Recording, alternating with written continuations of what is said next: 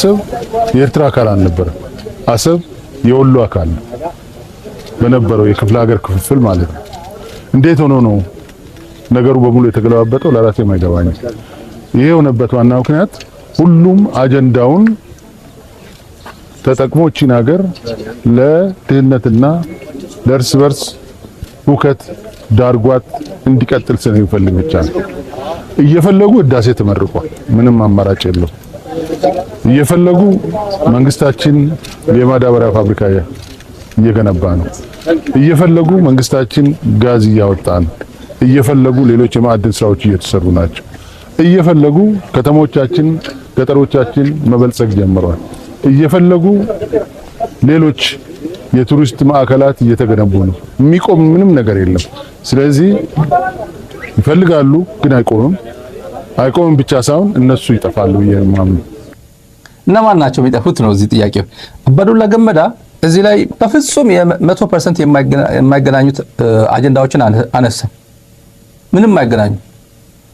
አንደኛ እነዚህ ኢትዮጵያን እንዳትበለጽግ የሚፈልጉ ኃይሎች ናቸው አሰብን ወደዛ ያወሰዱብን ነው። ማን ነው የሚባለው? ቲፒኤልኤፍ ነው። ቲፒኤልኤፍ ህዳሴ ግድብ የገነባው ማን ነው? ኦህዴድ ነው የገነባው። ብልጽግና ነው የገነባው። ለብቻው ነው ኦህዴድ የገነባው። ለብቻው ነው ብአዴን የገነባው። የትኛው ቶፒክ እንዳገናኘ ተመልከተዋል። አንድ ነገር የታዘብኩት ነገር አለ።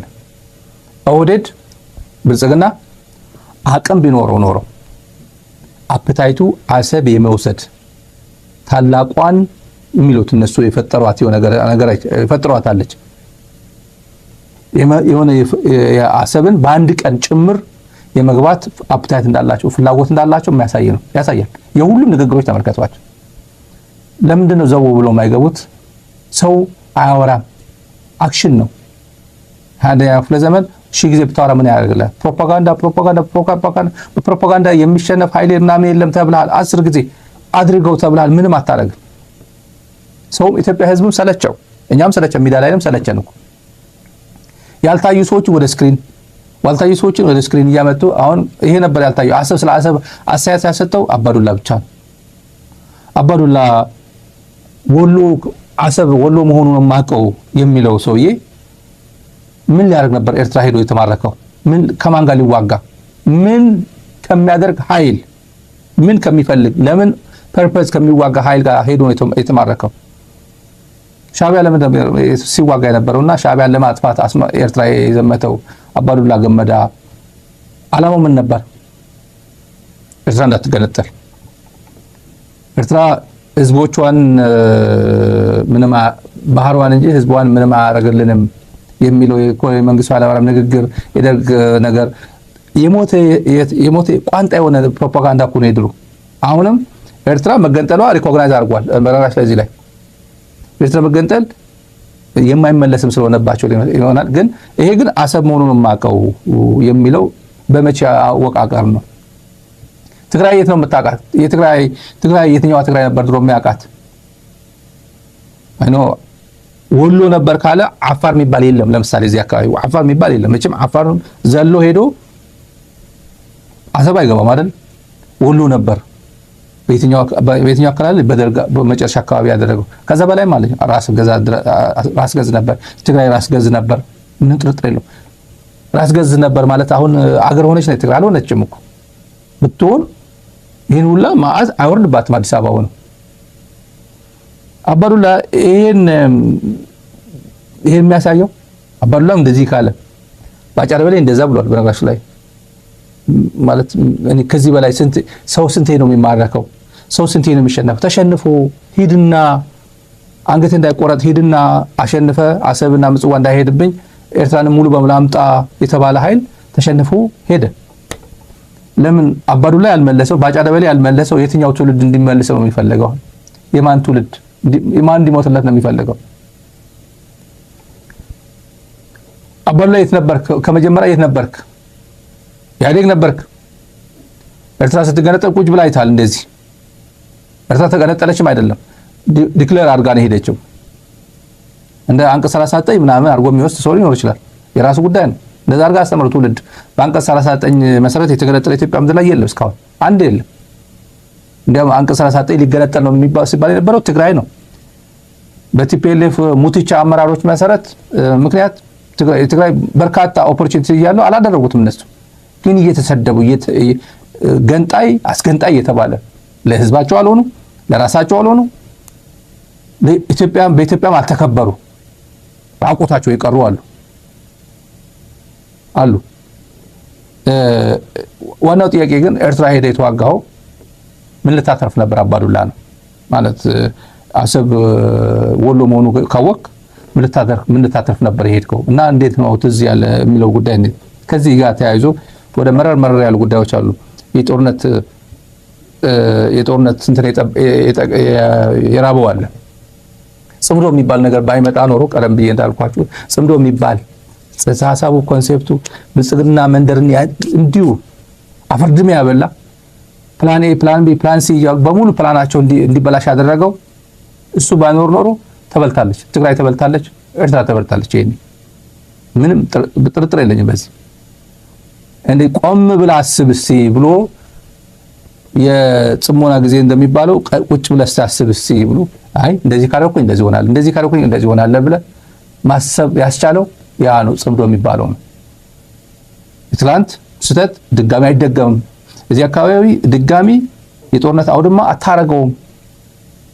በየተራ እሱ ወዳፎም እያልክ ትግራይ ውስጥ አስገብተህ እንደገና የትግራይን ከጨርሻለሁ ካልክ በኋላ ደግሞ ኢሳያስ እኮ 30 ዓመት ብቻው መራ፣ ህገ መንግስት የለው፣ በጀት የለው፣ ወጣት የሌለበት ሀገር፣ የአዛውንቶች ሀገር ፓርላማ ላይ ተቀምጠህ እኛ እኮ በየዓመቱ ኤርትራ እንወልዳለን።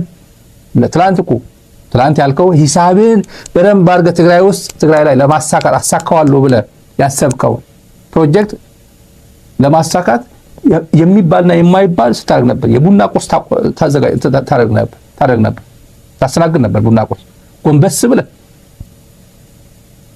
ሻኛ ይሻላል ከዱለት ይሻላል ከቅቅል እያልክ ምግብ ታስተናግድ ነበር ጎንበስ ብለህ።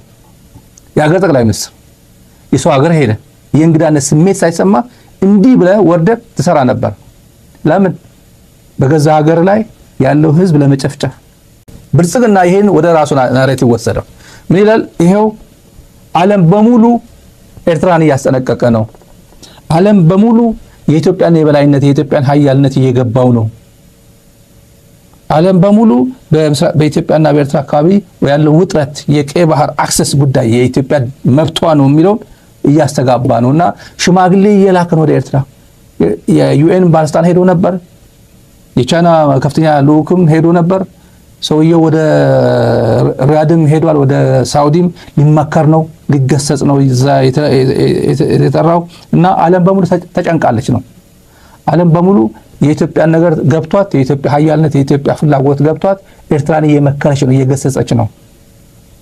አሁን እንዳለ ዛሬ አጌና በሉት ወፍዘራሽ በሙሉ ይሄ ነው እያስተጋበሉት እና ይሄን ጦርነት እንዲቀር ነው እየተሰራ ያለው ድርድሩ የማደራደር ስራ ነው እየሰሩ ያሉት የሚለው ራሳቸው በራሳቸው እያስደሰቱ ነው። ራሳቸው አጀንዳ ይፈጥራሉ። ከዛ በሱ ደግሞ ሰው ያስደስታል። የነሱ ፋርሲ ብላ መንጋው ደግሞ በዛ ያስደስታሉ። ጉዳዩ ለምን አታረገውም ነው። አርገው እኮ ተብለህ ተጠርተሃል እኮ አድርገው እስቲ። አቅም ካለ መብት አለኝ ህጋዊ ታሪካዊ ምናምን የምትላቸው ቋንቋዎች አሉ። አድርገው ዘሄግ ሄድ። በራማ በኩል መጣለሁ ካልክ በራማ በኩል አሳልፈኝ ካልክ ሞክረው። ወደ ወረደና ጠይቀው ይፈቅዳል ወይ? በዛላምበሳ በኩል ይፈቀዳል ወይ? እችላለሁ ወይ ብለህ ጠይቀው። እንደማይፈቅድ ታውቀዋለህ። አቅሙ አይደለም ይሄ አቅም የለኝም ምናምን ሳይሆን እንደማይፈቀድ ታውቀዋለህ። ማን እንደማይፈቅድልህ ታውቀዋለህ። ጠይቀው ወደ ወረደ የሚፈቅድልህ እንደሌለ። ስለዚህ እነሱ አጀንዳ ይፈጥራሉ። እንትኑን እነሱን ህዝብ ያስደስታሉ። ከዚህ ጋር በጣም የሚያያዝ ጉዳይ የአብይ የውስጥ ችግሮችን እንዴት አድርጎ ማኒፌስት እያደረገ እንዳለ በተለያየ መንገድ ግልጥልጥ ብሎ እየወጣ እንዳለ ኢትዮጵያ ምድር ላይ የኢትዮጵያ ጉዳይ ማለት ነው። የትግራይና አማራን ጉዳይ እናስታውሳቸው። የትግራይ ጦርነት ኩንስ የሴናተር ኩንስ ምን አለኝ ነው ያለው? በ6 ሳምንት ብቻ ስጡኝ የብልጽግና ጦረኛ እና በፍጹም ይሄ የስሌቱ እንዴት እንትን ሲያሰላው ባጭር ጊዜ እንጨርሳለን የሚለው ነው። በ6 ዓመት እድል ስጡኝና ልጨርሰው አለ። ከዛ አልጨረሰም። ሀገር አወደመ፣ ህዝብ አወደመ፣ ሰራዊት ጨረሰ፣ ጆኖሳይድ ፈጸመ። ጆኖሳይድ እኮ አልፈጸመም የሚሉ ኤሊቶች አዲስ አበባ ያሉ በተለይ የአማራ ኤሊቶች እንደዛ ሲል ምን አገባ ብትሉት ምንም የትግራይ ጆኖሳይድ ተፈጽሟል በቃ አልተፈጸመም በልና ሂድና ይሄ ስለተፈጸመ እያወራን ያለ ነው። የተፈጸመ ተፈጽሟል። አሁን ግን እየተፈጸመልን ነው። አማራ ክልል ሂድና አድ ነው። ቀላል ነው አይደል? ይሄ ንግግር ቀላል አቅም ካለ አድ ነው። አብን ነኝ ወጠጤ ነኝ ምናምን ብትል አማራ ክልል እየተፈጸመ ያለውን አስቁመው እስኪ። የአማራ ክልል እንደዚህ ያደረጉ ያሉ እኮ የአማራ ክልል ጦርነት እኮ እንዲቆም ስለማይፈልጉ ነው። ማስረሻ ሰጠ፣ እጅ ሰጠ ሲባል ሰላም አደረገ ሲባል እኮ እሪ እያሉ እየጮሁ ያሉት እኮ የጦርነቱ የአማራ ክልል ጦርነት እንዲቀጥል የሚፈልጉ ናቸው እኮ ይላል። አቤት ናሬቲቭ ሰርተ ሞታል። እና ይሄን በቀላሉ ይሄ ፖለቲካ መሆኑ ነው። ይሄ ፖለቲካ መሆኑ ነው። አታደርገውም ነው። ከብልጽግና ጋር ድርድር የማድረግ አቅም ያለው ፍላጎት ያለው በዚህ ሰዓት ያለው አሁን ያለው እገሌ ወጣ ወሰድኩት ምናምን እያልክ ገለሰው ተወስዳለህ ያለው ኢንቫይሮንመንት አይፈቅድልም። አማራ ክልል በየጊዜው ውጊያ ላይ ነው ያለው። በየጊዜው በየቦታው ምን እያደረገ እንዳለ እናውቀዋለን። ብልጽግና ሰራዊት የብልጽግና ሰራዊት የኢትዮጵያ ሰራዊት አይደለም። ይሄ የብልጽግና ሰራዊት በየመንደሩ ምን እየሆነ እንዳለ በየጊዜው ማሳየት አይጠበቅብንም። ማስረሻ ሰጠ ወሰድኩኝ ብለህ ግለሰብ ነው ወሰድከው። ግለሰብ ሰኚ ወስደህ ምን አደረከው? ምንም የት ነው ያደረከው? ያ ማን ደራሲው ኮሎኔል ማን ነው ደራሲ ምናምን የነበረው እሱ ተማርኮ ነው ይዤዋለሁ እጅ ሰጠ ሲሉት የነበረው አሰገድ የሚባለው አሰገድ የመጨረሻ የሰማነው ወደ ብስራተ ገብርኤል መውረጃ ቁልቁለት አለ እዛ ቤት ውስጥ አስቀመጥ ነው አለ። አንድ የደነሰው የነገረኝ ነው። ትልቅ ሰው የት ነው ያደረጋችሁት? ይሄ ሰውዬ ደብዛው ጠፋ ብዬው ጠይቄው ነበር። ያኔ እዛ ነው የደበቅነው፣ እዛ ነው ያለነው፣ ምግብ ምናምን እናቀርብለታለን፣ እዛ ነው ያሰርነው አለ። እስር ቤት አይደለም፣ አይ ግቢ ነው ያስቀመጥነው። ከዛ በኋላ ድምፁ የለም፣ የት እንደወሰዱት አልታወቀም። እና አሁን የትግራይና አማራን እናወዳደርና ወዴት የኢትዮጵያ ወጣቶች ደግሞ አሁን እየደረሰባቸው ያለው አሁን እየመጣባቸው ያለው አደጋ ከመከላከያ አካባቢ ያገኘነው ልንገራችሁ። መጀመሪያ የትግራይ ጦርነት በተመለከተ 6 ሳምንት አለ። አማራ ክልል ስንት አለ? 3 ሳምንት በማስረጃ ከፓርላማ ለማስተዋወቂያ ከፓርላማ ወጣላቸዋል። የአማራ በ3 ሳምንት አበባው ታደሰ ብርሃኑ ጁላ ስንት ነው የሰጠው? በ3 ሳምንት ጨርሰ አስረክበኝ አለው እና አስጨብጭቧል ስብሰባ ላይ። በእውነት አማራ ክልል በአጭር ጊዜ እና 10% ነው የተዋጋ ነው በ3 ሳምንት ጨረስ ነው ብሎ አዲስ አበባ ርክክብ ነበር። አታደርገውም አለ ነው፣ አይሆንም አለ ነው፣ ወትድርና አታውቅም ማለት ነው አለው። ከዛ በኋላ ጨረስ ነው የተባለው ዜጎች ገደሉ፣ አጎሳቆሉ፣ አፈናቀሉ፣ ከብቶች ጭምር በመካናይዝድ ምናምን መቱ፣ አብያተ ክርስቲያናት ሁላ መቱ፣ ሴቶች ደፈሩ። ቢቢሲ ዘ ጋርዲያን በሙሉ ያወጣው ሪፖርት አቃላችሁ። በ100 ሺህ የሚቆጠር የአማራ ወጣቶች ግን ወደ ፋኖ ተቀላቀሉ። አሁን ምሬ ወዳጆ ስንት ነው ጦር? እነ መከታው ስንት ነው ጦር? እነ ዘመነ ስንት ነው ጦራችሁ? ስንት ነው ቢባል ራሳቸው እንጎራችሁ ሚሊታሪ እንትን ነው፣ ግን መገመት ትችላላችሁ። በቀላሉ የተባሉና ምክር የሰጡ ሰዎች ነበሩ። ከመካሪዎቹ አንዱ ነው ዛሬ መካሪዎቹ ገዱ ተመክሮ ተው አትችሉትም፣ ይሄ አማራ ህዝብ ተቆጥቷል አለ። ተቆጥቷል አትመልሱትም አለ። ተሰደደ። ክርስቲያን ታደለ መከረ። ከዛ ያው ተሰደደ አይደል? ላስታውሳችሁ እዚህ ጋር በጣም ወሳኝ ጉዳይ፣ እጅግ ወሳኝ ነው። ህግ ማስከበር ሲባል ዜጎች በሀገራቸው በማንነታቸው ቤተኛና ባይተዋር ሳይደረጉ የሚኖሩባት ሰላማዊ ሀገር መፍጠር ብቻ ሳይሆን ለደረሰ ጥፋትም ተጠያቂነት ማስፈን ሲቻል፣ ይሁንና መንግስት ህግ ያስከብር ማለት መንግስት ህግ እየጣሰ ዜጎችን ያሸብር ማለት አይደለም። መንግስት ህግ የማስከበር መብት ብቻ ሳይሆን ግዴታ አለበት ሲባል ማስከበርና መጠበቅ ያለበትን ህግ የመጣስና የማፍረስ መብት አለው ይኑሮ ማለትም አይደለም። ባለፉት 3 ሳምንታት ህግ ለማስከበር በሚል በከፈተው ዘመቻ ዜጎች በህገ መንግስቱና ኢትዮጵያ ተቀብላ ባጸደቀቻቸው ዓለም አቀፍ የሰብአዊ መብት መከበር ስምምነቶች ጭምር ጥበቃ የሚደረግላቸውን መብቶቻቸውን የጣሰ ከህግ ማስከበሩ ይልቅ ህጋዊ ሂደቶችን ያልተከተለ መሆኑ ካፈጻጸሙ ተገንዝቤያለሁ። ይሄን እንዲህ ተባለ። ከዛ በኋላ ያው እንደምን አትወርዱም ከስልጣንም ተባለ። ወደ እስር ቤት ወረደ። ቀጥሎ በ3 ዓመት በ6 ዓመት እንጨርሰዋለን የሚለው ጉዳይ መጣና አሁን ወደ ውትድርና መግባት ማለት ታፍነ ነው የምትወሰደው። ባለፈው እዚህ ሚዲያ ላይ እባካችሁ አድኑን ድምጹን ይሄ የምታዩት አጠገብ ያለው ሁላችሁ ታፍሰን የመጣ ነው። ይሄ 13 ዓመቱ ነው። 13 ዓመት ምን ሊያደርግ ነው የሚታፈሰው የሚለው ከትላንት ወዲያ በዚህ ፕሮግራም ላይ አስቀኝተናችሁ ነበር። አፈሰ ወጣቶች ያፈሱ ወደ ኮንቴነር ከዛ ወደ ውትድርና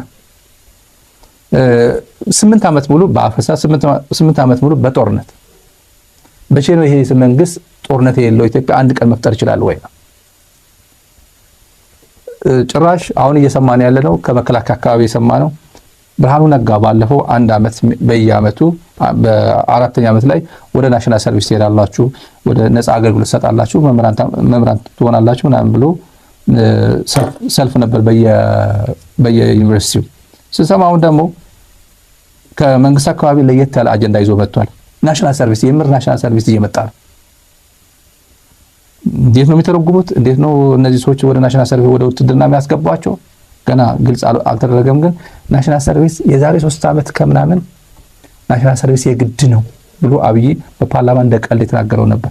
አሁን ይተገብሩታል። መቼ ነው የሚጀምረው የሚታወቅ ነገር የለም። ግን ከመከላከያ አካባቢ የሰማነው ኢትዮጵያ ናሽናል ሰርቪስ ያስፈልጋታል፣ የግድ ውትድርና እየገባ የሚያገለግላት ያስፈልጋታል እየተባለ ነው። አብይ አህመድ የዛሬ 3-4 ዓመት የተናገረው በዚህ አጋጣሚ ላስታውሳችሁ በዚህ ጉዳይ ላይ አንድ ወጣት ሃይ ስኩል ከጨረሰ በኋላ ወደ ዩኒቨርሲቲ ከመግባቱ በፊት ለጥቂት ወራት የብሔራዊ አገልግሎት አይነት ስያሜው ለጊዜው ያልታወቀ ሰርቪስ ያስፈልገዋል። ያ ሰርቪስ ከክልሉ ውጭ ከአካባቢ ውጭ ያለውን ነገር ለማየት ይጠቀምበታል። እንደ ከዚህ ቀደሙ አስገዳጅ አናደርግም። በግድ ካልዘመትክ አንልም። በግድ ሄደ አገርን ካላወቅክ አንልም። ነገር ግን አገሩን የማያውቅ ሰው ስራ አንቀጥርም። ስራ የምንቀጥረው ሃይ ስኩል ጨርሶ 3 ወር 4 ወር ወጣ ብሎ አገር ለማየት ለመስራት የሞከረን ሰው ስራ ስንቀጥር አንዱ መመዘኛችን እሱ ይሆናል። የሚያጨበጭበው ወጣት እኮ ነው። የወጣቶች ሚና ስክሪን ላይ የምታዩዋቸው የወጣቶች ሚና የሚለው እነዚህ ናዝመት የተባሉ ያሉ ወጣቱ ነው። እነዚህ የሚያጨበጭበው ግን እርግጠኛ ናቸው እነሱ እንደማይዘምቱ። ይሄ ጠቅላይ ሚኒስትሩ እነዚህ ወጣቶች ቢሆንም ወጣት ዝመት የተባለ ያለው የድሃ ልጅ ነው። የሚያጨበጭበው ሌላ የተመረጠ ኤሊት ነው። ይሄ ለየት ያለ ኤሊት ነው እያጨበጨበ ያለው ድጋፍ የሰጠው ጠቅላይ ሚኒስትሩ። ኦኬ ትላንት ስታጨበጭብ ነበርና አንተን እኮ እያልኩኝ ያለው አንተ እኮ ወጣት ነህ እና አንተን የምትዘምተው ሲባል አይዘምትም።